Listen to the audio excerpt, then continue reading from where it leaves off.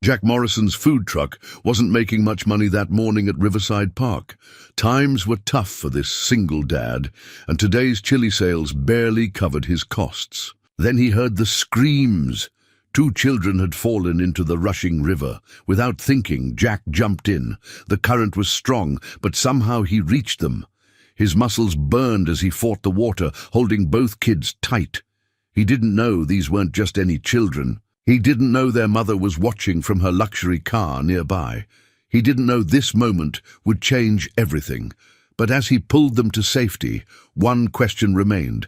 Could a simple act of courage bridge the gap between 2 very different worlds? Before we jump back in, tell us where you're tuning in from. And if this story touches you, make sure you're subscribed, because tomorrow I've saved something extra special for you. 3 hours earlier, Jack Morrison had stood in his cramped kitchen, squinting at the faded photograph propped against the coffee maker. Sarah's smile still brightened the worn edges of the picture, her arms cradling baby Emma, while he stood beside them, younger and more hopeful. 5 years had passed since the cancer took her, but some mornings the loss felt as fresh as yesterday. "Dad, have you seen my science notebook?" Emma's voice carried from her bedroom, pulling him back to the present. At 12, she was becoming more like her mother every day. Same determined chin, same brilliant mind. "Check under your history textbook," he called back, turning to flip the pancakes. They were the cheap mix kind, not the from-scratch ones Sarah used to make, but he'd mastered the art of adding just enough cinnamon to make them special. Emma bounded into the kitchen, her dark hair escaping a hasty ponytail. The science notebook was clutched triumphantly in her hand. "Found it! But Dad, I still need the materials for my project. The fair's in 2 weeks." Jack's stomach tightened. The science fair project, testing water quality in different parts of the city. The test kits alone would cost more than today's likely food truck earnings. "We'll figure something out, kiddo. Maybe we can talk to your teacher about alternatives." "But this could help people," Emma persisted, sliding onto a kitchen stool. "What if we could show which neighborhoods have unsafe water, like where Tommy's family lives? His mom always buys bottled water because she doesn't trust the tap." Jack set a plate of pancakes in front of her, his chest aching with pride and worry. "You've really thought this through, haven't you? Mom would have wanted to help people too, right?" Emma's fingers found the edge of the photograph, touching it gently. "You always say she was a researcher before she chose us instead," Jack finished softly. The memory was clear. Sarah leaving her promising career to start a family, insisting that some experiments were more important than others. They'd had plans to open a restaurant together, combining his cooking with her scientific precision. The food truck was all that remained of that dream. Emma ate quickly, glancing at the clock. "We're going to be late for setup." "Not if we take the shortcut through the park." Jack grabbed his worn apron from its hook. The Morrison's Home Cooking logo was fading, but the words were still legible. He tucked the photograph into its usual spot in his wallet. A habit he couldn't break, even after all these years. The walk to Riverside Park was their daily ritual. Emma would point out interesting rocks or plants, sometimes stopping to take notes for her other science projects. Today, she was unusually quiet, lost in thoughts about the upcoming fair. "Hey," Jack nudged her shoulder. "Remember what Mom used to say about problems?" Emma's face brightened. "They're just solutions waiting to be discovered." "That's right. And we'll discover a solution for your project too. Promise." They reached the usual spot where the food truck was parked. Jack's regular helper, Mike, had called in sick again. The 3rd time this month. Another problem waiting for a solution. As Emma helped him with the morning setup, Jack caught her staring at the neighboring food trucks with their shiny new equipment and professional signage. His second-hand truck, with its temperamental grill, suddenly felt shabby in comparison. "Dad?" Emma's voice was hesitant. What if I helped more? I could learn the register or maybe take orders." Jack stopped, wiping down the counter. "You help plenty already, sweetheart. Your job is to be a kid and do well in school. That's what Mom would have wanted." The morning crowd was starting to trickle in, office workers seeking coffee, joggers wanting protein smoothies. Jack tied his apron with practiced movements, pushing away thoughts of bills and broken equipment and science fair projects. Right now, he had chili to prepare and customers to serve. Emma gathered her backpack, heading for school. "See you at 3. Study hard," he called after her. "And Emma?" She turned back. "We'll figure it out. We always do." Watching her disappear down the park path, Jack touched his wallet where the photograph lay hidden. "We're doing okay, aren't we, Sarah?" he whispered. "Mostly okay." The morning sun warmed his face as he began another day of trying his best to prove those words true. Sophie Chen stood in her penthouse kitchen, watching her twins stuff matching Gucci backpacks with books and toys. Alexander and Alice, perfect mirrors of each other at 8 years old, had insisted on bringing their entire science kit to the park. Their enthusiasm for experiments reminded her too much of their father, another brilliant mind who'd left them for the next big discovery. "Mommy, can we bring the microscope too?" Alice held up the professional grade instrument, her eyes bright with hope. "Darling, we discussed this. The park is for outdoor activities." Sophie straightened Alice's collar, a habit she'd developed to keep her hands busy when saying no. "Besides, your new tutor is coming this afternoon. But we want to study the pond organisms," Alexander chimed in, his voice carrying the same determination that had built Sophie's tech empire. "Like real scientists." Sophie checked her watch, a rare vintage piece worth more than most cars. Being CEO of Chentech meant every minute was scheduled, coordinated, optimized. But lately, she'd been questioning all that efficiency. The twins were growing up in a world of appointments and achievements, their childhood measured in milestones, rather than memories. "Tell you what," she compromised, "we'll bring the collection jars, but the microscope stays home." "Deal." The twins exchanged one of their silent looks, the kind that made Sophie wonder if they had their own private language. "Deal," they chorused. Her phone buzzed, another crisis at the office. The board was pushing back on her latest renewable energy initiative, claiming it was too risky. They'd been increasingly difficult since her divorce, as if a single mother couldn't possibly handle both family and business. "Mrs. Chen?" Her housekeeper Maria appeared with fresh pressed juice. "The car is ready whenever you are." Sophie nodded, taking a sip of the green concoction. "What would I do without you, Maria?" "Probably hire someone else," the older woman smiled, but her eyes were kind. She'd been with them since the twins were born, the only constant presence besides Sophie herself. Alexander tugged at Sophie's silk blouse. "Can we take the path by the food trucks? There's one that makes the best hot chocolate." "Hot chocolate?" Sophie raised an eyebrow. "Since when do you know about food trucks?" "Maria took us last week, when you had the late meeting," Alice explained. "The man there was really nice. He let us watch him cook." Sophie shot Maria a questioning look. The housekeeper shrugged. "They were missing you." The park seemed better than another evening with the iPad tutor. A familiar guilt tugged at Sophie's heart. Last week's late meeting had actually been a lonely dinner in her office, staring at spreadsheets and avoiding another empty evening at home. The twins had their friends from private school, their activities, their lessons. But sometimes she caught them watching other families in the park with longing eyes. "The trucks aren't exactly health certified," Sophie hesitated. "Why don't we stop at that new organic cafe instead?" "It's not the same," Alexander pouted. "The food truck man tells stories while he cooks. He said his daughter is doing a science. A project too." Sophie helped them with their backpacks, noticing how the designer labels seemed at odds with their excited chatter about street food and pond water.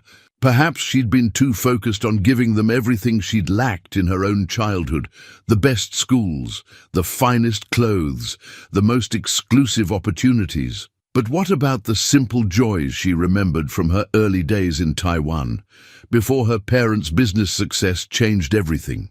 "All right," she conceded.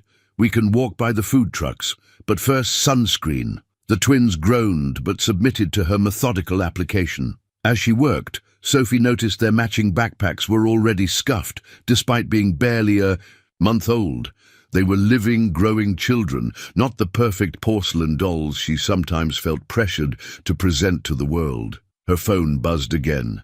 The board could wait. This morning belonged to her children, food trucks and all. The morning had warmed enough for Jack to roll up his sleeves, revealing the scratched face of his father's old Timex. The watch wasn't worth much, but it had marked every important moment of his life. Graduation, wedding, Emma's birth. Now, it kept time for another day of serving comfort food to strangers. He was stirring the chili when he heard it.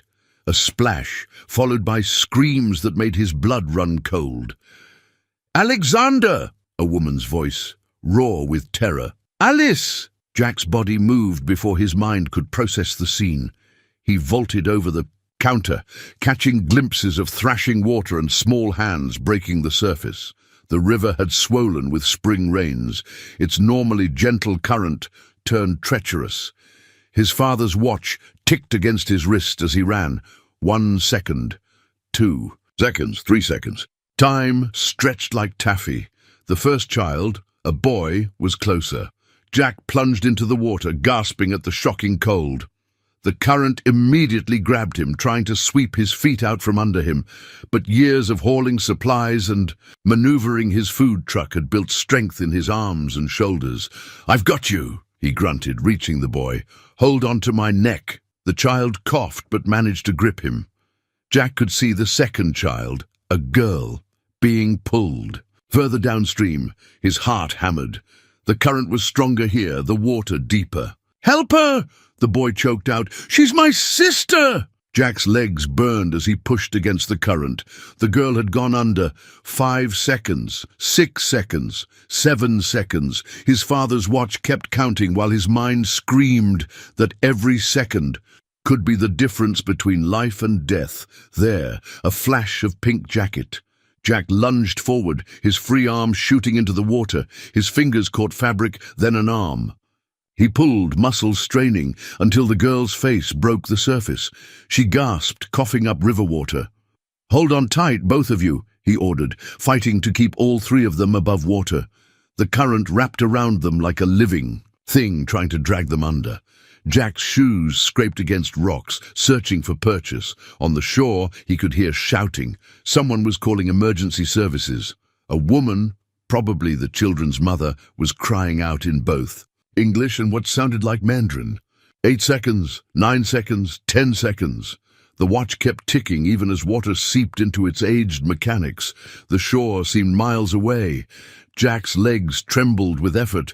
The children's combined weight and wet clothes pulled at him while the current did its best to sweep them all downstream. But giving up wasn't an option. He thought of Emma, of how someone else might have needed to save her if things had been different. "Almost there," he gasped, though he wasn't sure if he was reassuring the twins or himself. The boy had started crying quietly against his neck. The girl hadn't made a sound since coming up for air. Finally, his feet found solid ground.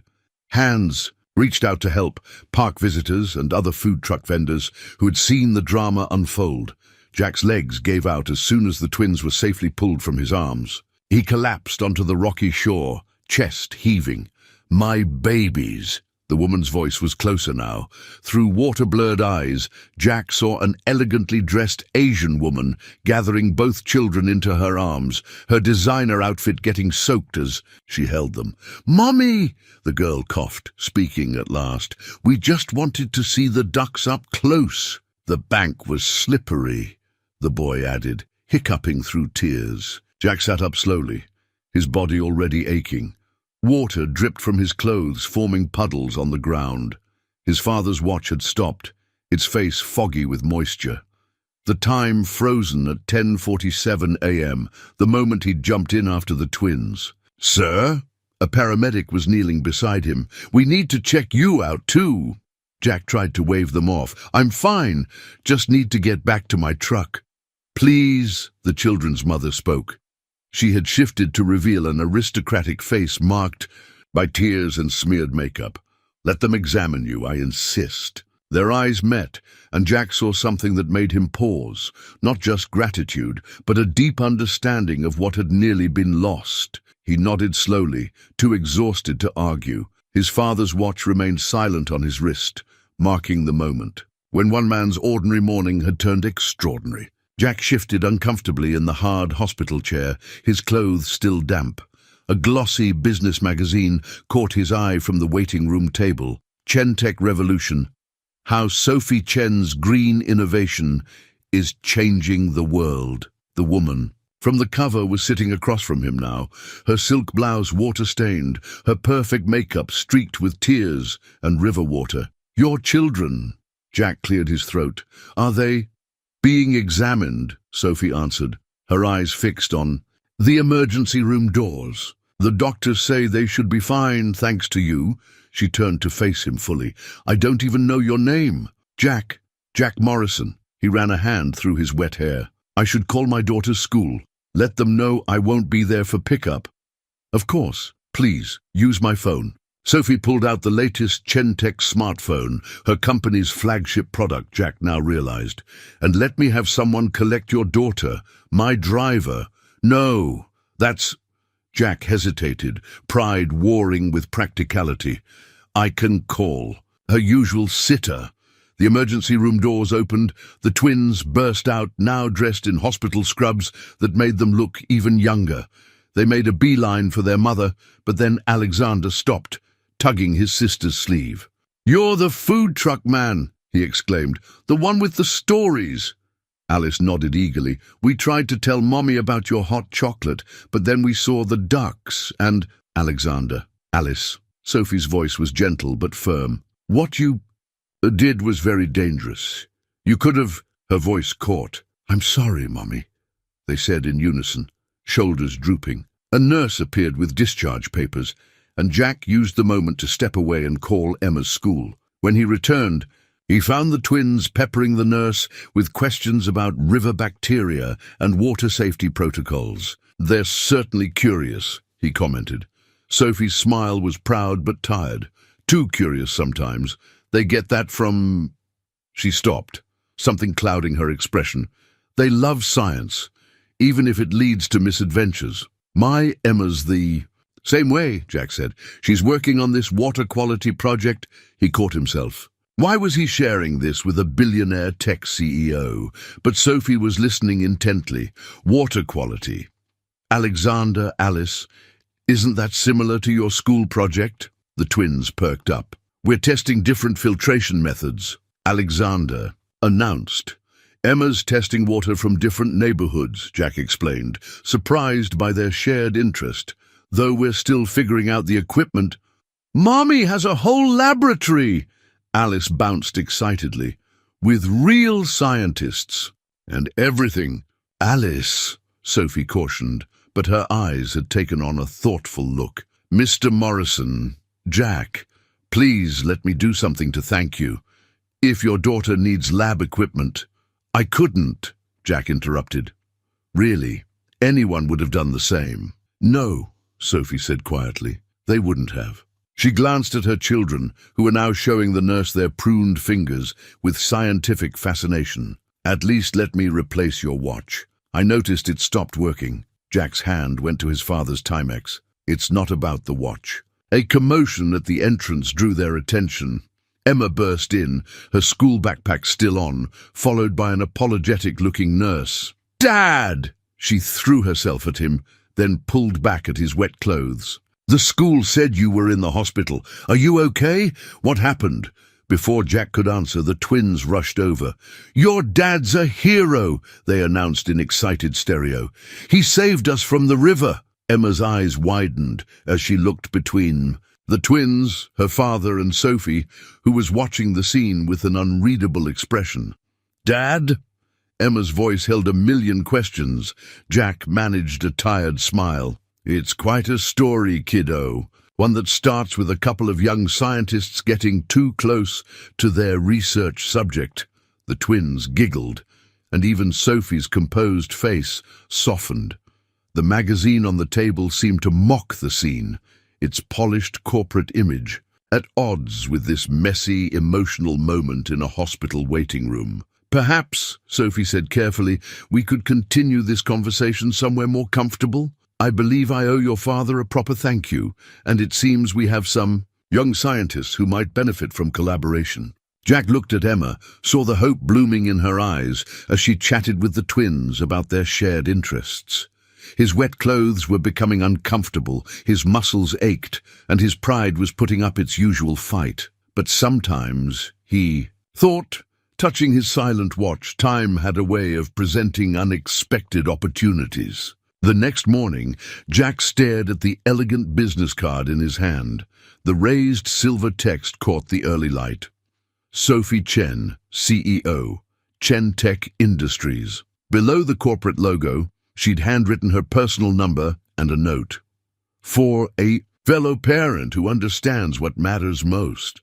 "Is that from the twins, Mom?" Emma asked, peering over his shoulder as she packed her school bag. "Are you going to call her?" "It's complicated, kiddo." Jack tucked the card into his wallet next to Sarah's photo. "Besides, we've got a truck to run." But when they arrived at their usual spot in Riverside Park, they found a small crowd gathered. A sleek coffee cart had been set up next to Jack's. Weathered truck with a handwritten sign, "Free drinks today in honor of yesterday's hero." Maria, the twins' housekeeper, waved from behind the cart. "Mr. Morrison, the twins insisted on helping." Alexander and Alice poked their heads out, wearing mini aprons over their private school uniforms. "We made hot chocolate," Alexander announced, proudly. "With real Belgian chocolate," Alice added, "like you showed us." Jack's protest died on his lips as he saw Emma's face light up at the sight of the twins. They'd exchanged phone numbers at the hospital, and she'd talked about them all. "Evening. Mom said we could help before school," Alexander explained, "since your truck might need cleaning after, you know." Jack glanced at his truck. Someone had already pressure-washed it, and the morning prep work was done. Even his temperamental grill had been expertly serviced. "I can't accept," he began. "Accept what?" Sophie appeared, dressed more casually than yesterday, but still radiating elegance. "My children wanted to help the man who saved their lives. I merely provided transportation and hot chocolate supplies." She smiled at Emma. "And I heard someone might be interested in our lab's water testing equipment." Emma bounced on her toes. "Really? You mean it?" "Dad," Alice tugged at Jack's sleeve, "can we show Emma our science kit? Please." The children's enthusiasm was infectious. Jack watched as they huddled together, Emma explaining her project while the twins offered suggestions with the confident authority of 8-year-olds. "They're good for each other," Sophie observed softly. "My two have all the equipment they could want, but they've never had this." She gestured at the easy camaraderie developing between the children. A couple of Emma's school friends had arrived, drawn by the unusual scene, and the twins were eagerly incorporating them into their impromptu science meeting. "Ms. Chen," Jack started. "Sophie, please." "Sophie, I appreciate everything, but I can't let you disrupt your morning like this. You must have meetings, responsibilities." She pulled out her phone, showing him her calendar. "See this morning's entry.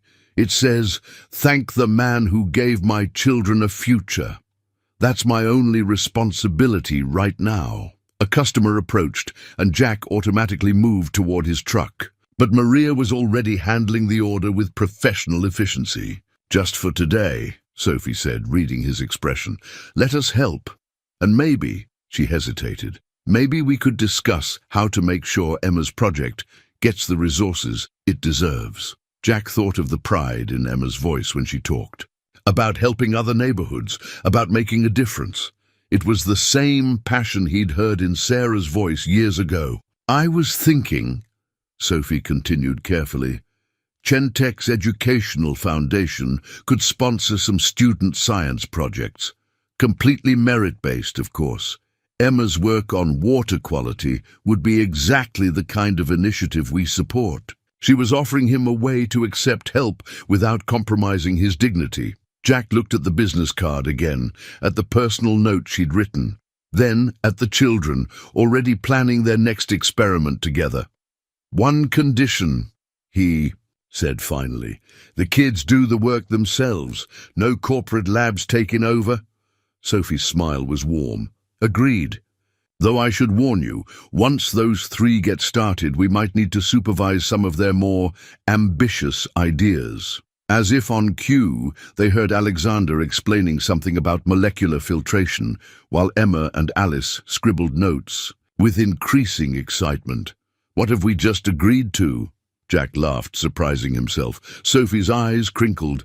I believe, Mr. Morrison, we've just agreed to let our children teach us a thing or two about breaking down barriers. Over the next 2 weeks, Jack's handwritten menu board became a diary of unexpected changes. Alongside his usual comfort foods, new items appeared. Alexander's special hot chocolate and Alice's science fair smoothie. The twins had insisted on contributing their own creations, tested and approved during their now regular visits. You added ginger, Sophie observed one morning, sipping her coffee at the small table Jack had set up beside the truck. She'd started arriving earlier each day, claiming the morning park air helped her think. The twins mentioned you like it, Jack replied, trying to sound casual. He didn't add that he'd specially ordered the premium Korean ginger she'd grown. Up with, after overhearing a conversation between her and Maria. The morning crowd had shifted too. Sophie's presence attracted a different clientele. Corporate types who might have never noticed his truck before. But Jack made sure his regular customers still felt welcome, especially the construction workers and students who'd supported him through leaner times.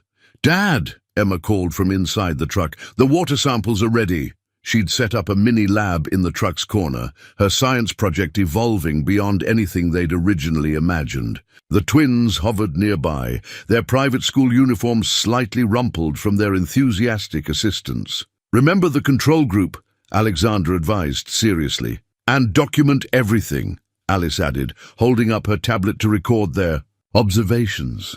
Sophie watched the children work, a soft expression on her face. They've never been this excited about their studies before. Emma either, Jack admitted, though I'm a bit worried about their latest idea to map the entire city's water supply. Too ambitious? Too expensive. The testing kits alone. Sophie straightened, recognizing her cue.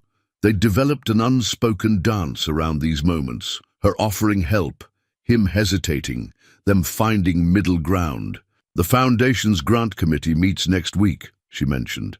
I hear there's a very impressive proposal from some young scientists. Jack's pride warred briefly with practicality. Emma worked hard on that application. She did. No help. From any corporate labs as promised, Sophie's eyes twinkled. Though I can't guarantee the committee won't be slightly biased by their daily hot chocolate deliveries. The twins had made it their mission to bring samples to the Chen Tech offices, proudly wearing the Morrison's home cooking aprons. Jack had gotten them. The security guards now knew them by name. Speaking of deliveries, Jack gestured to his menu, your board members seem to enjoy Tuesday's special. Ah yes, the corporate crisis comfort chili. They've started scheduling difficult meetings on Tuesdays specifically. They shared a laugh, comfortable in a way that still surprised Jack. Sophie checked her watch, the expensive one she wore despite having a phone that could tell time in multiple zones. I should go. Board meeting at 9. The usual order? She nodded, and Jack began preparing her team's lunch delivery. Another new addition to his routine, feeding the executives who once wouldn't have glanced at a food truck menu. Jack? Sophie paused, fiddling with her cup. The twins' school has a family science night next week. They'd love it if Emma could come. And you, of course. The invitation hung between them, weighted with unspoken meaning. Jack glanced at the children, so absorbed in their work they hadn't noticed the sudden tension in the adults' conversation. Their father usually attends, Sophie added quietly, but he's in Singapore for a research project. Sophie, I just think about it. She gathered her things, every movement graceful despite her obvious discomfort. No pressure.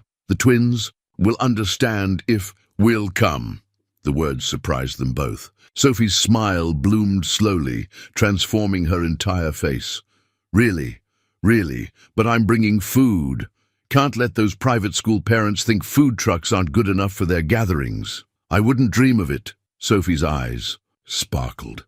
In fact, I hear the headmaster is particularly fond of comfort food. As she walked away, Jack found himself adding a new item to his menu board. Family Science Night Special, coming soon. The twins cheered from their corner, and Emma's grin was brighter than the morning sun. Even Maria, restocking the coffee cart, gave him an approving nod. Some menus, Jack realized, were about more than just food. The science fair flyer on Jack's truck window seemed to mock him.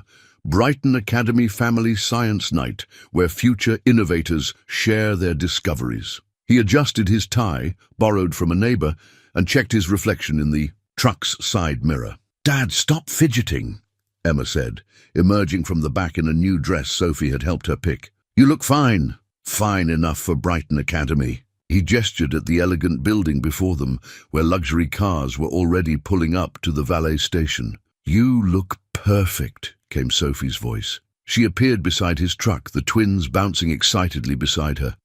"And your food smells amazing." Jack had spent hours preparing everything. Sliders with homemade brioche buns, miniature versions of his famous chili, delicate appetizers that married his comfort food style with upscale presentation. The twins had helped design the menu, insisting that their classmates would love fancy food truck food. The setup's inside. Sophie guided them through a side entrance, away from the main crowd. "I thought it might be easier." She'd thought of everything, creating a buffer between his world and hers. Jack wasn't sure whether to be grateful or uncomfortable about that. The school's massive auditorium had been transformed into a showcase of student projects. Professional display boards and elaborate experiments filled the space. Emma's modest table seemed out of place until you looked closer at her actual work. "Your data analysis is remarkable," commented a man in an expensive suit examining Emma's water quality findings. "Have you considered expanding the testing parameters?" "Actually, yes," Emma lit up. "Alexander and Alice helped me identify additional metrics we could track. See these correlation patterns." The twins jumped in, explaining their contributions with infectious enthusiasm. Jack noticed Sophie tense slightly. The man was her ex-husband, Dr. James Chen, recently returned from Singapore. "Fascinating," Dr. Chen mused. "The methodology is quite sophisticated for your age level." "That's because they did it themselves," Jack spoke up quietly. "No lab assistants, just real kids asking real questions." Dr. Chen turned, seeming to notice Jack for the first time. "Ah, you must be the food truck owner I've heard so much about." "Dad saved us," Alexander announced proudly. "And his food is better than any restaurant," Alice added.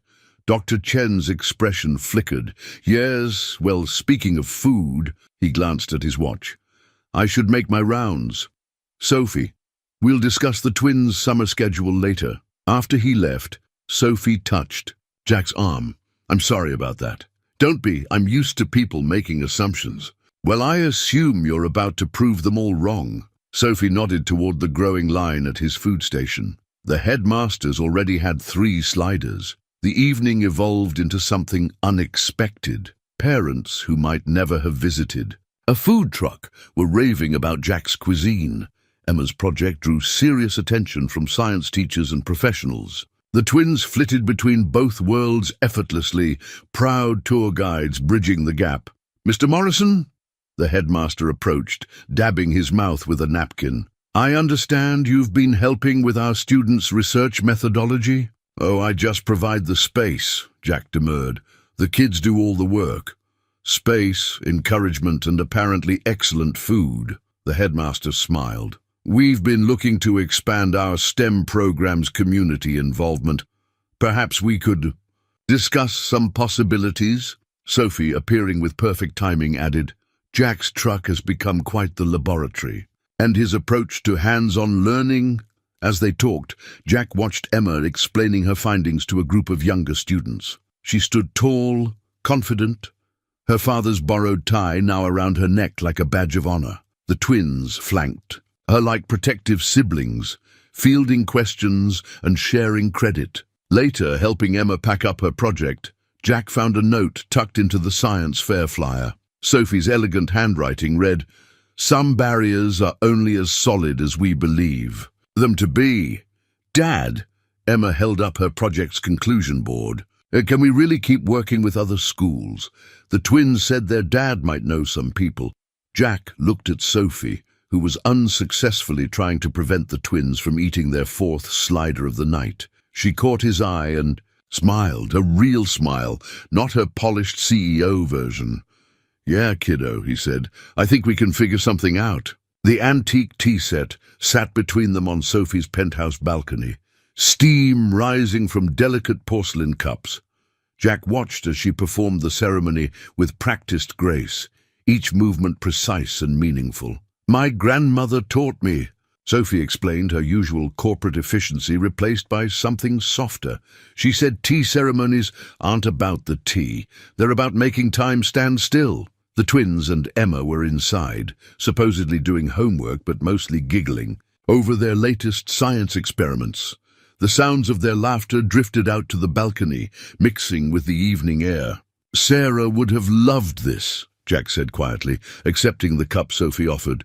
"She always wanted Emma to know more about her Chinese heritage."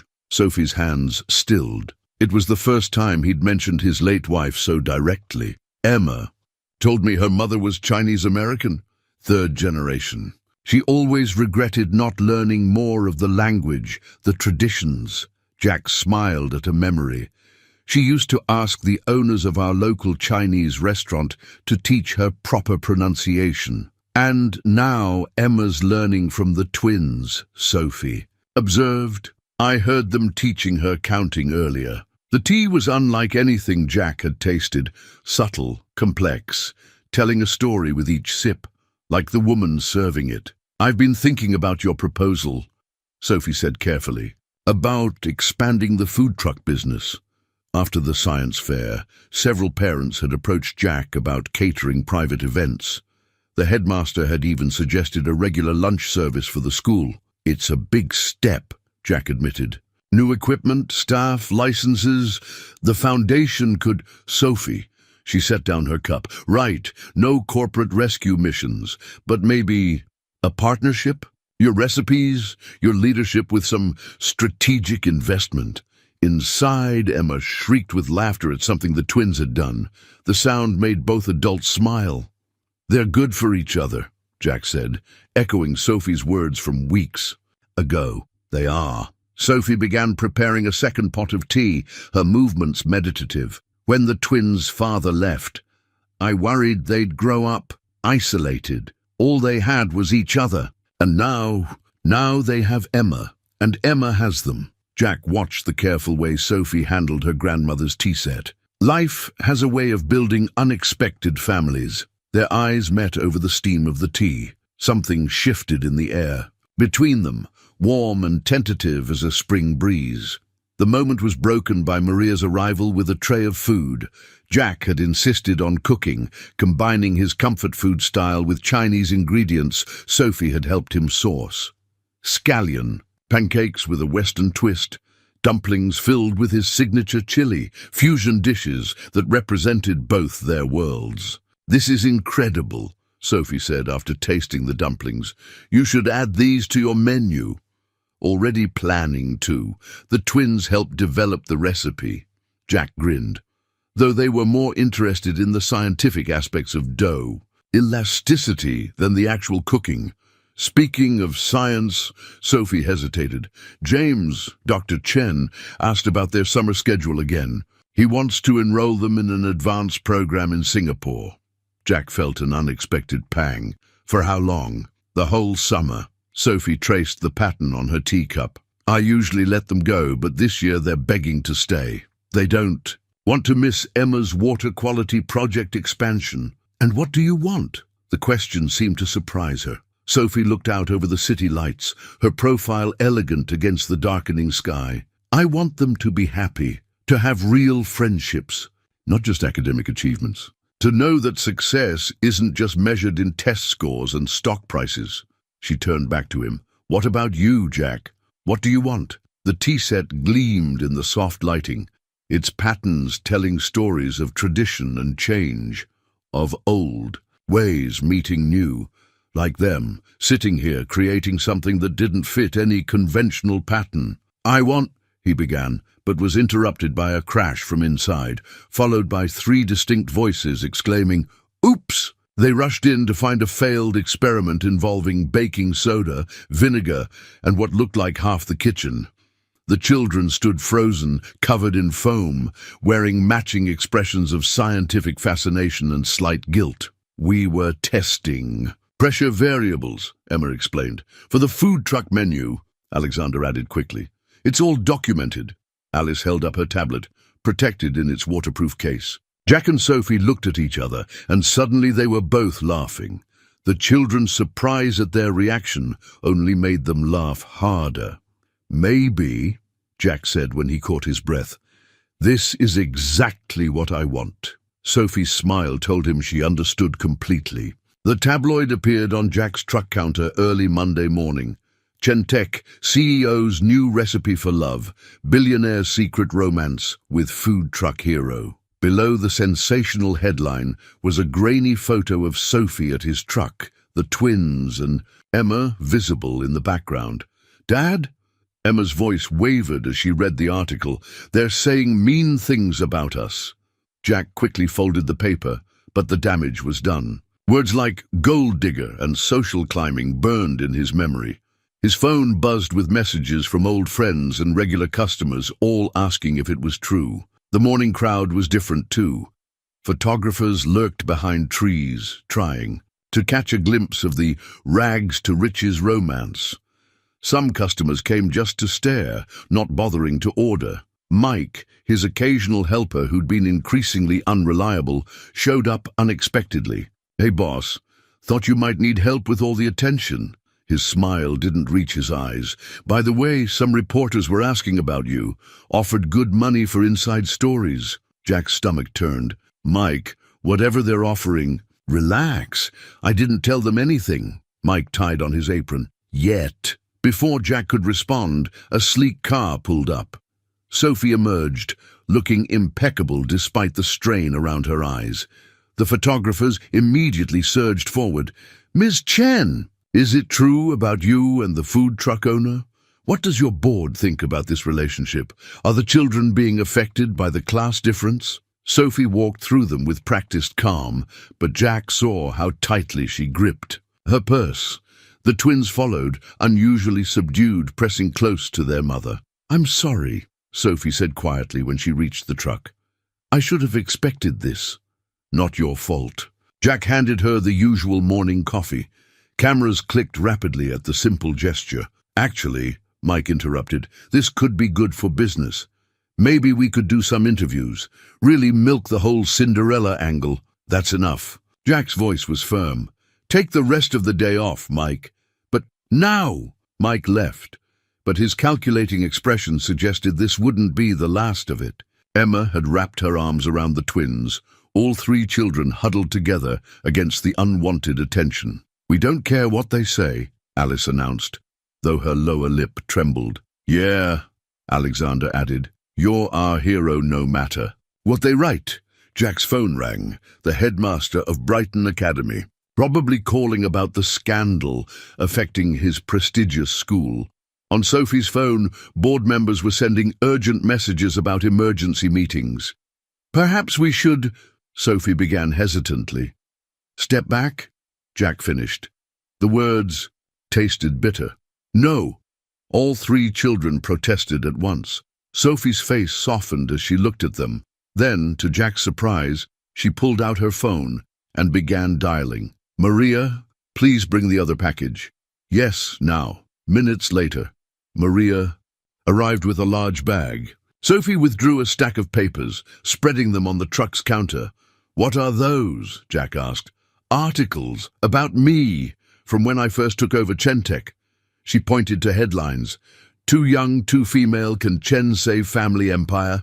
And "Beauty over brains, Chentec's risky future." "They tried to define me," Sophie said quietly. "To make me fit their narrative. I proved them wrong by staying true to myself." She looked at Jack. "I won't let them do this to us." Us? The word held volumes of questions. Before she could answer, a sharp voice cut through the morning air. Well, this is quite a scene. Dr. James Chen stood at the edge of the crowd, disapproval radiating from his expensive suit. The photographers swung their cameras toward this new development. Dad. The twins' voices were uncertain. I came to discuss your summer plans, Dr. Chen said. But perhaps we should talk about more immediate concerns. Sophie, the board is waiting. And you, he turned to Jack, surely you understand this. Association has gone far enough. Jack felt Emma's hand slip into his. Sophie stood frozen, caught between her ex-husband's corporate world and the messy, real life she'd been building with them. The tabloid lay on the counter between them all, its sensational headlines trying to reduce their complex relationship to simple sensation. But nothing about their connection, born of a river rescue, strengthened by children's laughter and deepened over cups of tea, could be captured in mere headlines. The corporate document lay open on Sophie's desk. Emergency board meeting resolution, vote of no confidence in current leadership. The formal language couldn't disguise the threat. They wanted her out, and they were using her relationship with Jack as ammunition. Your personal choices reflect poor judgment, board member Harrison was saying. The company's image? Sophie interrupted, her voice steel-wrapped in silk. Our stock is up. Our green initiatives are industry-leading. What exactly about my judgment concerns you? A food truck owner, Sophie? Another board member sighed. Think of the twins' future. Outside her office window, she could see the spot where Jack usually parked his truck, but it wasn't there today. The morning after the tabloid story broke, he'd arrived to find his tires slashed and graffiti sprayed across the side. Gold diggers. Kitchen. Her phone buzzed with a text from Emma. Dad won't say he's worried, but I am. Someone posted bad reviews everywhere. They're saying his food made people sick. Sophie's hands tightened on the document. She knew who was behind the reviews. Mike had been spotted meeting with a rival food service company that had been trying to secure the Brighton Academy contract. The board's concerns extend beyond your personal life, Harrison continued. Dr. Chen has raised valid points about the twins' education. A summer in Singapore focused on academics rather than playing scientist at a food truck. My children are thriving, Sophie cut in. Their grades are excellent. Their social skills have improved, and their interest in practical science. Their father disagrees. The words hung in the air. James had always been her weak point, brilliant, ambitious, and utterly convinced he knew what was best for everyone. Another text lit up her phone, this time from Alice. Alexander's crying, but won't tell me why. Some boys at school said things about Dad and Mr. Morrison. Please come home. Sophie stood, gathering the papers into a neat pile. This meeting is over. Sophie, no. You want to discuss my leadership? Let's talk about how I've doubled our renewable energy patents. Want to question my judgment? Look at our profit margins. But my children and my personal life are not up for board approval. She strode out, her heels clicking against marble floors that suddenly felt like they belonged to another life. In the elevator, she called Jack. How bad is it? She asked when he answered. Nothing I can't handle. His voice was tired, though Emma's school called. Some parents are concerned about her influence on their children. Jack, don't. This isn't your fault. A pause. The twins okay? No, school's been rough. James is using it to push for Singapore again. Maybe. Jack's voice caught. Maybe he's right. Maybe they'd be better off. Don't you dare finish that sentence. Sophie's voice surprised them both with its fierceness. My children haven't laughed this much in years. Emma's project is opening doors for kids across the city. We are not letting them win. She heard commotion in the background. Jack swore softly. What is it? Health inspector, third one this week. Funny how they keep showing up during peak hours. Sophie's mind raced. She still had contacts in the restaurant industry, people who owed her favors. A few calls could... Sophie. Jack seemed to read her thoughts. No corporate fixing, remember? This isn't fair. Life rarely is. He tried to sound light. But hey, at least that tabloid got my good side. A knock at her car window startled her. Maria stood outside, holding up her tablet with breaking news. Chentech board considers leadership change. Sources say CEO's personal life raises concerns. Sophie looked at the corporate document on the seat beside her, then at the empty spot where Jack's truck should be. Everything she'd built, her company, her children's happiness, this unexpected chance at love, was under attack. Her phone buzzed again. A photo from Emma.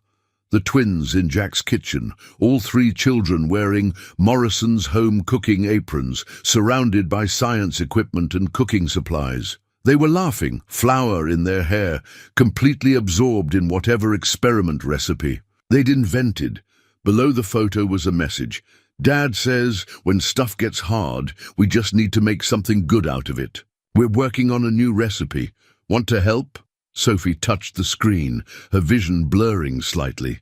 Then she turned to Maria. Call my lawyer and find out who owns the empty storefront next to Jack's usual park spot. Sophie, they want a war? Fine, but they're about to learn that love makes the best armor.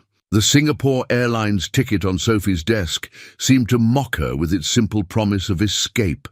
First class, departing tomorrow. James had arranged everything. Take the twins for their much-needed academic intervention. Let the media storm die down. Give the board time to reconsider their position. It's the sensible choice, James had argued. Think of your legacy, Sophie. Everything your parents built. Now, alone in her office, she stared at the ticket while scrolling through her phone. Pictures of the past few months filled the screen. The twins and Emma conducting water tests by the river, Jack teaching Alexander how to knead dough, Alice falling asleep against her father's shoulder during movie night. A knock interrupted her thoughts. Her assistant entered with more papers requiring urgent attention. Supplier contracts, board recommendations, press statements. And underneath it all, a note from Brighton Academy. The twins' summer registration for Singapore was pending her signature. Her phone buzzed with a text from Jack. Trucks repaired. Health department finally cleared us. Emma misses the twins. What he didn't say, business was down 60%. 3 catering contracts cancelled. The school lunch program indefinitely postponed. Sophie picked up the plane ticket, feeling its heavy cardstock. Such a simple solution. Leave for the summer, protect her position, give Jack space to rebuild without the shadow of scandal. Across town, Jack faced his own difficult conversation. You have to let her go, Sarah's mother advised over coffee in his small kitchen. Sophie's world. It's not meant for people like us. Mom! Emma protested from her homework spot. I'm saying this because I love you both. Her voice softened. Sarah would have wanted you to protect Emma. These society people, they'll never truly accept you. Jack's gaze drifted to the cabinet where he'd stored Sophie's grandmother's tea set, left behind during their last family dinner before everything exploded.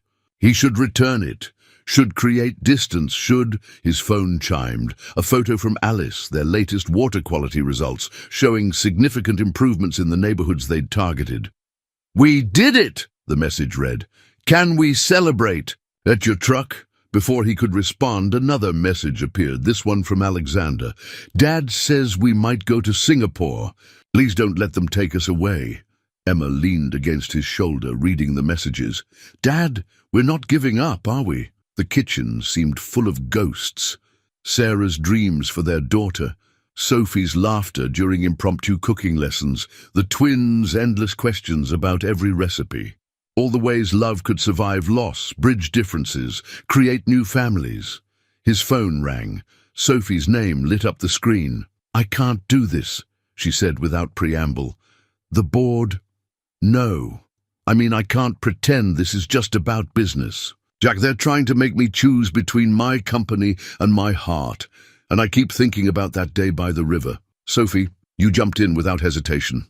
No calculating risks, no weighing consequences, just love in action. Jack closed his eyes, remembering the cold water, the terror, the simple clarity of what mattered. The twins need stability, he said carefully. They need love. Their father offers summer science programs. You gave them family movie nights and cooking lessons and a sister they adore. Emma's grip on his arm tightened. But your company is strong enough to survive gossip. And if it isn't, she took a breath, then maybe it's time to build.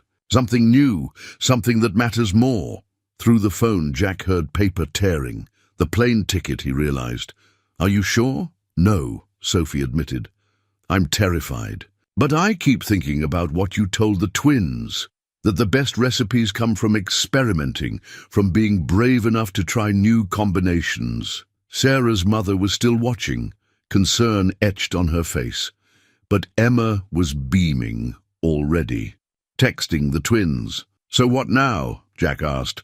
Now we show them what happens when love refuses to follow anyone else's recipe. The torn plane ticket lay on Sophie's desk, no longer a temptation but a reminder. Sometimes the bravest choice was staying right where you belonged. The petition started small, just a few signatures from regular customers defending Morrison's home cooking against the fake reviews. Then Emma's science teacher shared it, praising the water quality project's impact on local communities. By morning, it had gone viral. Look at these comments, Emma said, scrolling through her tablet. They were back at their usual spot in the park, the morning sun warming the newly repainted truck. Best chili in the city, better with the new fusion menu. My kids learn more about science from their weekend experiments than a month of regular classes. Jack smiled as he prepped for the day, but his eyes kept drifting to the empty coffee cart spot where Maria usually set up. The twins hadn't visited in days. Sophie was dealing with the board's escalating demands. A commotion at the park entrance drew their attention. Maria was there, pushing her cart, but she wasn't alone. A line of other food truck vendors followed, positioning their vehicles in a protective circle around Jack's spot. Family stands with family, Maria declared, setting up her coffee station. Sophie sent me to make sure you don't run out of her. Special ginger blend. The other vendors nodded in agreement. They'd all faced their own battles with big businesses and health department harassment. Besides, added Rosa from the taco truck, my daughter's water testing kit arrived yesterday. The twins helped her apply for the grant. First time she's been excited about science. The morning crowd was different today. Parents whose children had participated in the water quality project came by, sharing stories of their kids' newfound interest in environmental science. Teachers from various schools discussed how the project could be expanded. Jack's phone buzzed with a text from Sophie. Turn on the news. The local station was running a story about their water quality findings. Community leaders were citing the data, demanding action for neglected neighborhoods. The camera panned to show students from different schools conducting tests, all wearing Morrison's Junior Scientists badges, something the twins had designed with Emma. Dad, Emma called from inside the truck. Brighton Academy is on the phone. They want to know if we can present our findings at next week's assembly. Tell them yes, came Sophie's voice. She approached the truck, the twins bouncing ahead to tackle Emma in a hug. The board can't ignore this kind of community impact. She looked tired but determined. Her usual corporate armor was replaced by casual clothes, and she carried a stack of papers. The petition, she explained, spreading them out. Over 10,000 signatures now, including some interesting names. 3 board members, 2 major shareholders, and the mayor. Jack examined the signatures, recognition dawning. These people have kids in the science program, or eat at food trucks, or just believe that love shouldn't have to follow corporate protocols. Sophie smiled. James is furious, of course, says we're undermining the twins' academic future. Are we? They watched as the children proudly showed their latest experiments to a growing crowd of interested students and parents. Alexander was explaining water filtration methods with newfound confidence, while Alice and Emma demonstrated their testing procedures. No, Sophie said softly, we're teaching them something more important than academic success. We're showing them how to build bridges, not walls. The petition continued to circulate, gathering more signatures. Local businesses offered support, remembering how Jack had helped during tough times. Parents whose children had been inspired by the science project spoke out.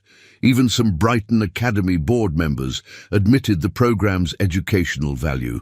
Ms. Chen, a small girl, approached, holding a water testing kit. "Can I join the science?" "Team 2. Before Sophie could answer, the twins and Emma had surrounded the girl, eagerly explaining their project. Jack watched them.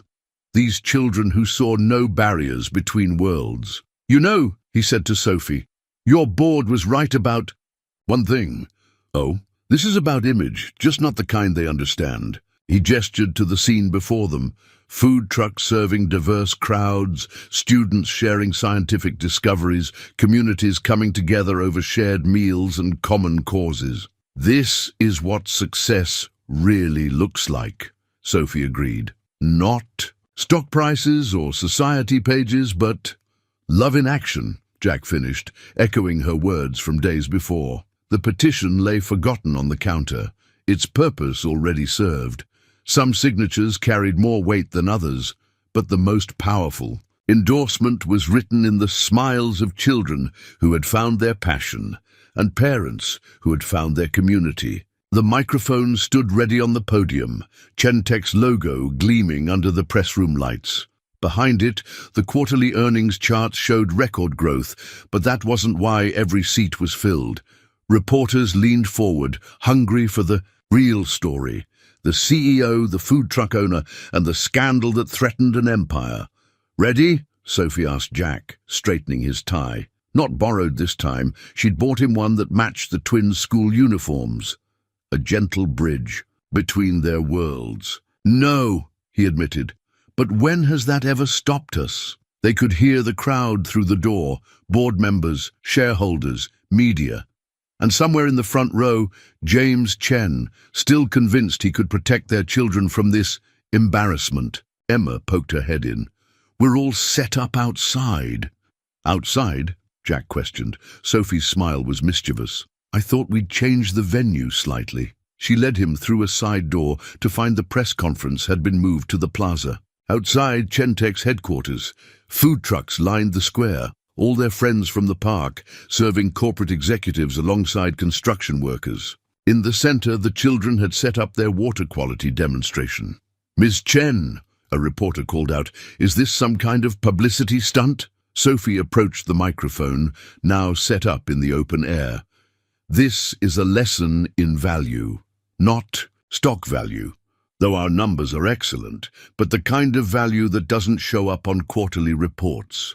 She gestured to where the twins and Emma were conducting water tests with a group of interested students. 2 months ago, these children started asking questions about water quality in underserved neighborhoods. They didn't care about property, values, or social barriers. They saw a problem and wanted to help.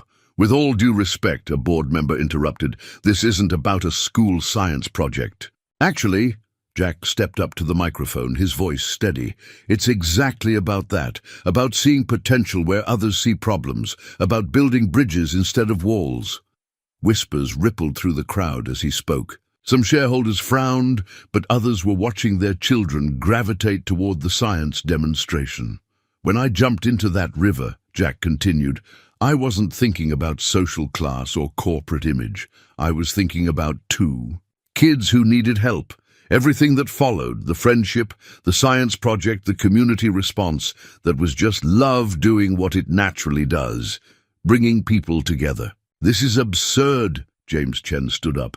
"Sophie, think about what you're risking. The company is stronger when we remember its purpose." Sophie cut in.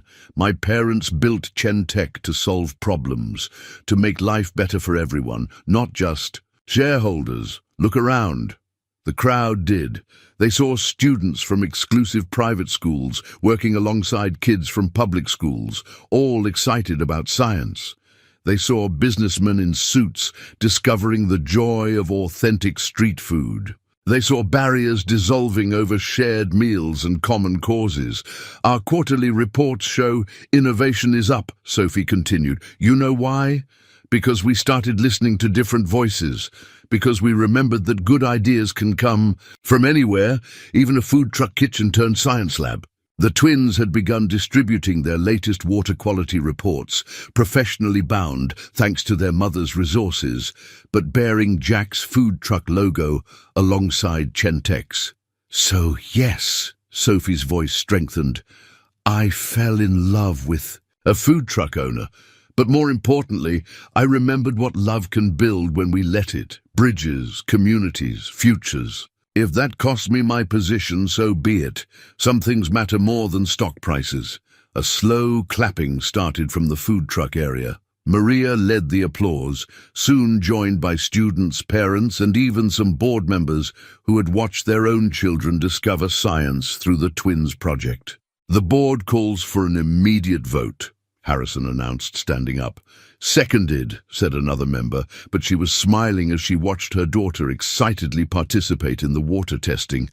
Jack reached for Sophie's hand as the vote began. The microphone caught his whisper, Whatever happens, we're in this together.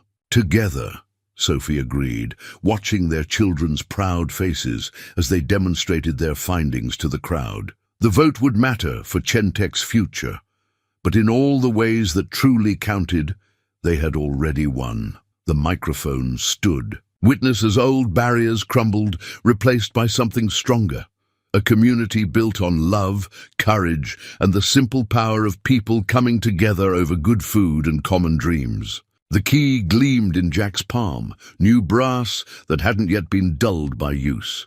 The house it opened wasn't as grand as Sophie's penthouse or as humble as his old apartment. Instead, it was something uniquely theirs. A brownstone with a professional, kitchen on the ground floor and enough space above for their blended family. The previous owner used it as a cooking school, Sophie explained, watching his face. The realtor mentioned something about the kitchen needing updating, but it's perfect. Jack breathed, taking in the industrial-grade appliances and vast counter space. The twins and Emma were already racing through the rooms above, their footsteps echoing with possibility. Dad, Emma called down, there's a whole room we can use as a lab. With proper ventilation this time, Sophie added quickly, remembering some of their more explosive experiments.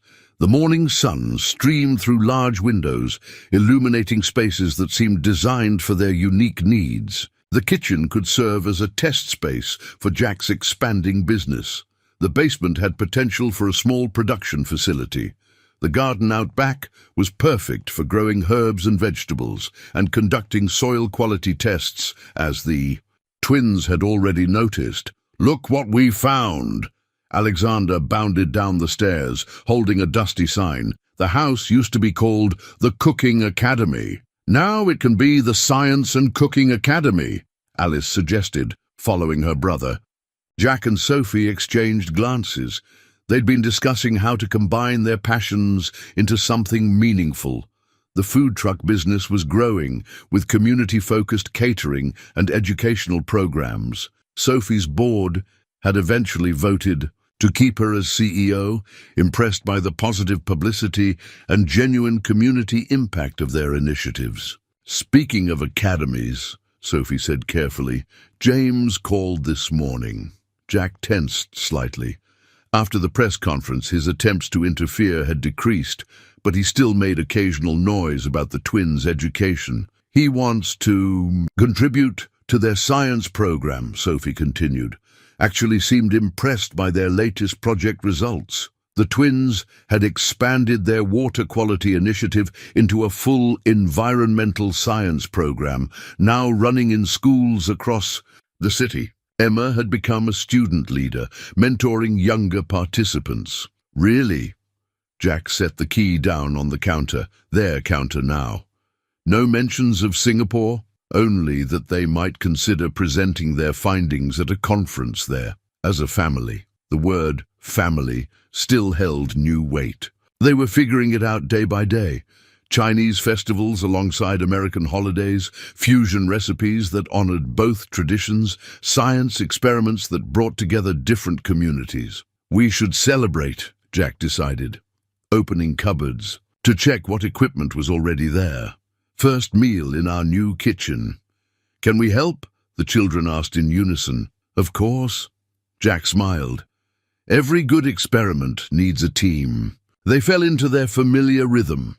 Jack directing the cooking, Sophie handling logistics, the children measuring ingredients with scientific precision. Emma had inherited her father's instinct for flavors, while the twins treated each recipe like a chemistry experiment. Remember our first cooking lesson?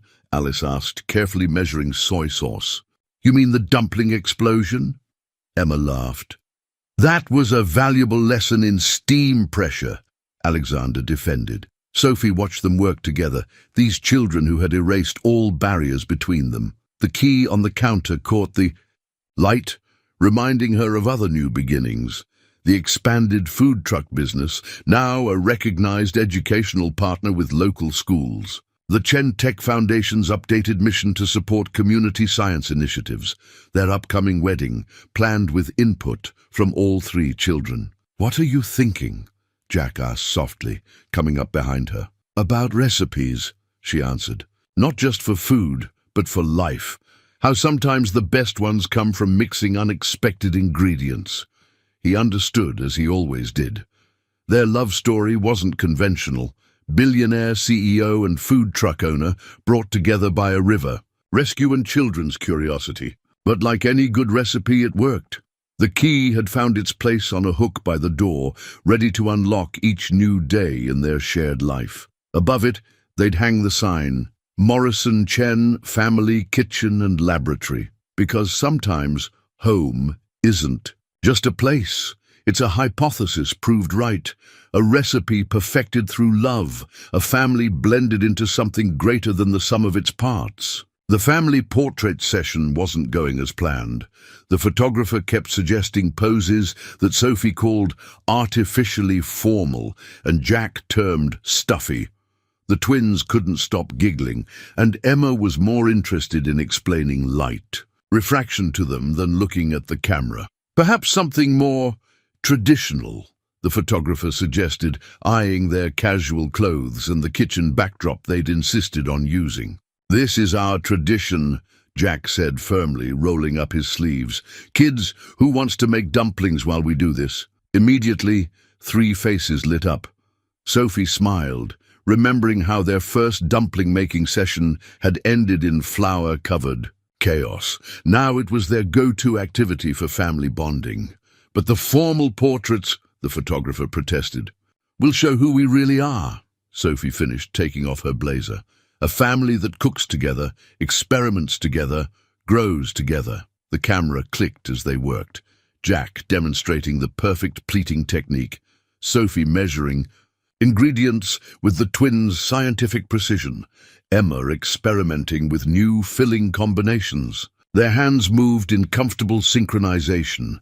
Three children and two adults creating something together. Mum, remember that investor who said we shouldn't be so public about the food truck connection? Alice asked, carefully crimping a dumpling edge. The one who sold his shares? Sophie nodded. Turns out his daughter just enrolled in our summer science program. Their educational initiative had exploded beyond expectations. The combination of hands-on cooking and scientific exploration attracted students from all backgrounds.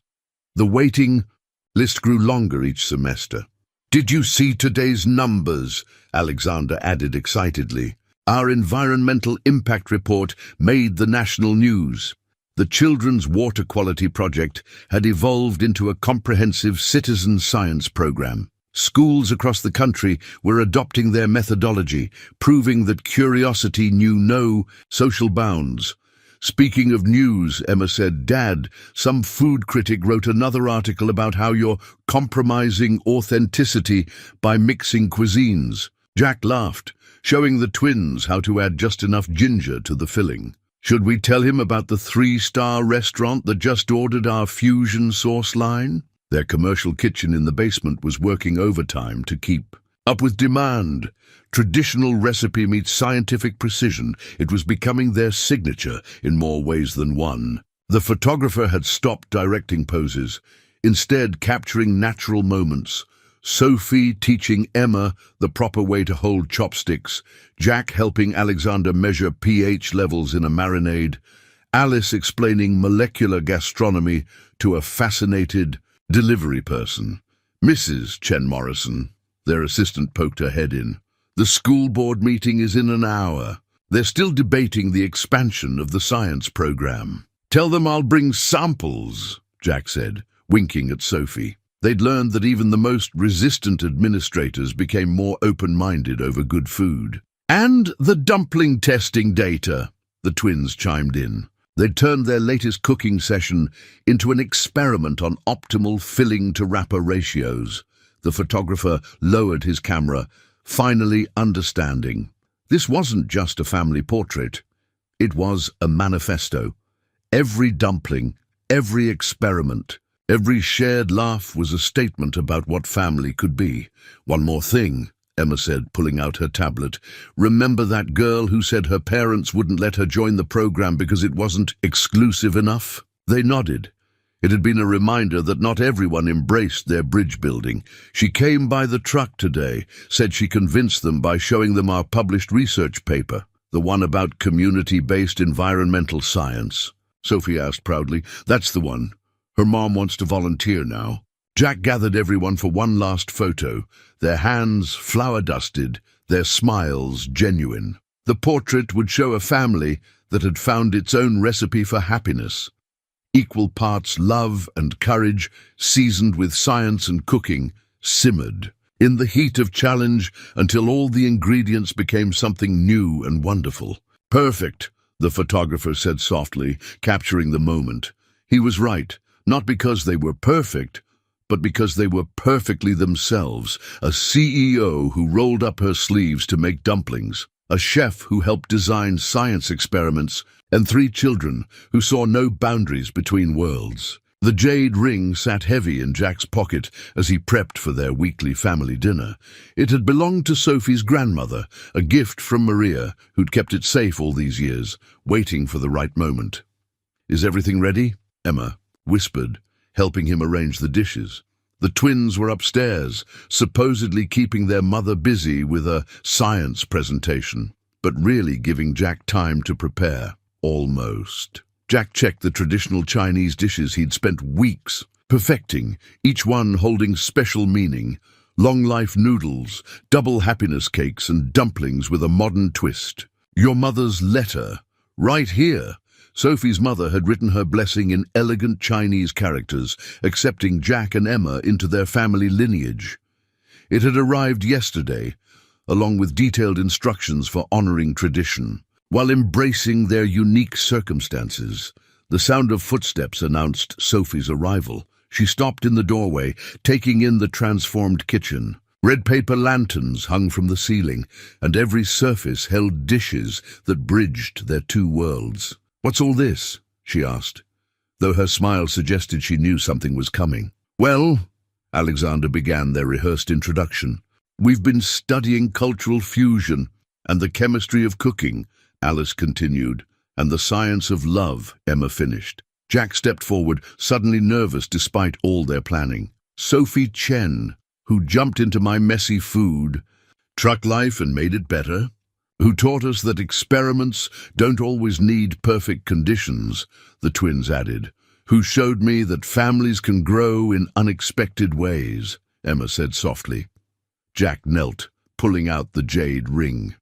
"Your grandmother told Maria that this ring should go to someone who understands that love, like jade, becomes more beautiful with time and care. Will you marry me?" Sophie's eyes filled with tears as she recognized the ring. "You found it?" "Maria helped.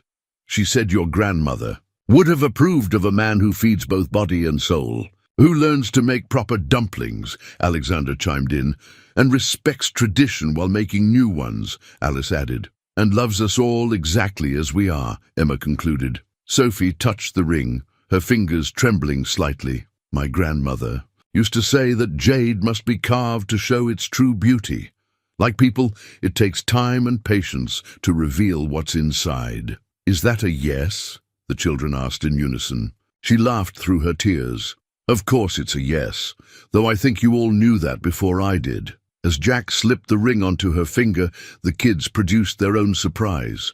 A scientific paper titled The Perfect Proposal, a Multivariable Analysis of Family Formation. We documented everything, Alexander announced proudly. Chemical reactions in cooking, cultural significance of symbols, even the psychological impact of shared meals, Alice explained, with peer review by Maria. And Mom's assistant, Emma added. Sophie examined their work, laughing at their detailed charts and graphs. You turned my proposal into a science experiment? With very positive results, Jack said, pulling her close. The jade ring caught the light, its ancient surface holding centuries of tradition, while embracing their modern love story. Like them, it was a bridge between worlds, proving that the most precious things gain value not from perfection, but from the journey they take. There's just one more experiment, the twins announced, producing a small cake. We calculated the exact chemical reaction needed.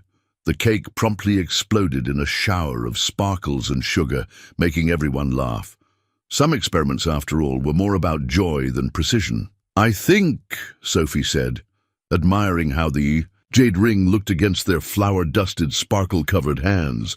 This is exactly the kind of proposal we deserve. The kitchen, their heart, their laboratory, their gathering place, had witnessed their journey from strangers to family. Now it would see them take the next step, blending traditions as naturally as they blended recipes and experiments. Love, like the best science and the finest cooking, was about having the courage to try new combinations and the wisdom to treasure what worked. 1 year later, the new logo gleamed on their flagship location, Morrison Chen's Kitchen and Lab, where science meets soul. The design merged a test tube with a whisk, perfectly capturing their unique approach to food and education. Mom! Dad! They're here! Emma called from the front window.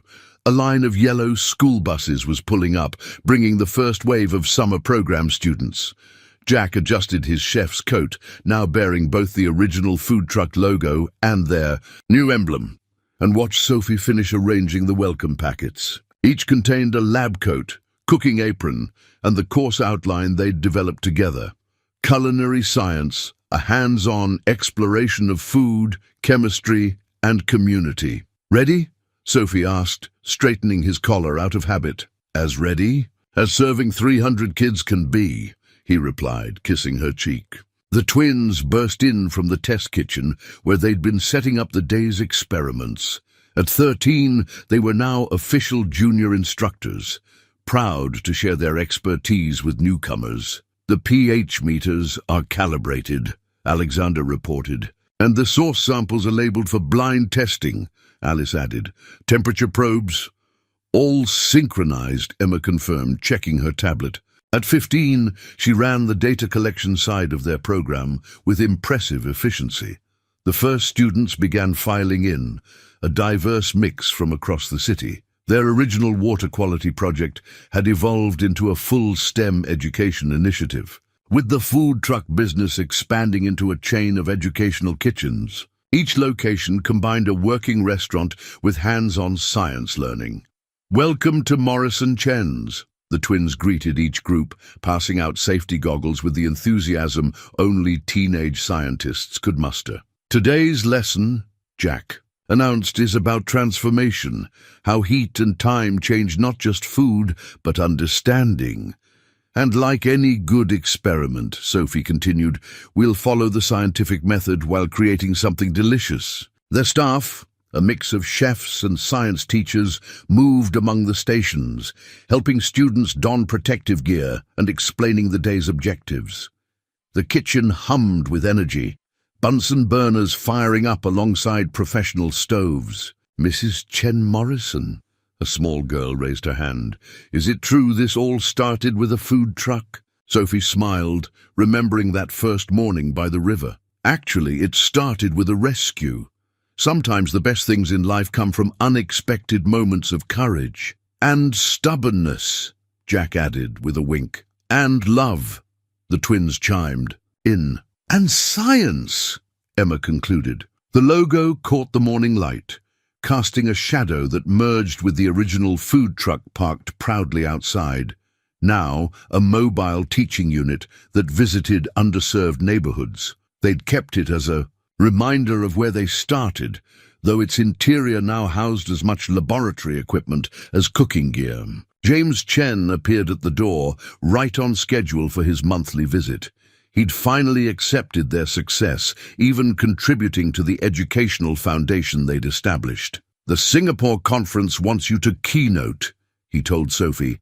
All of you, actually. They're fascinated by your integrated approach to STEM education. Field trip, the twins exclaimed, already planning experiments they could demonstrate. The kitchen filled with the sounds of learning, questions being asked, hypotheses formed, measurements taken with careful precision. Every station combined the warmth of home cooking with the excitement of discovery. Jack watched Sophie move. Among the students, equally comfortable explaining molecular gastronomy or demonstrating proper dumpling technique. Their wedding ring caught the light alongside her jade engagement ring, old and new, tradition and innovation, just like them. Time to start cooking, he announced to the room. And experimenting, the children added, because that's what their life had become, one continuous experiment in love, learning, and the courage to combine unexpected ingredients into something wonderful. The logo said it all. Science and soul, heart and mind, family and future. A recipe that proved that sometimes the most unlikely combinations create the most perfect results. The end.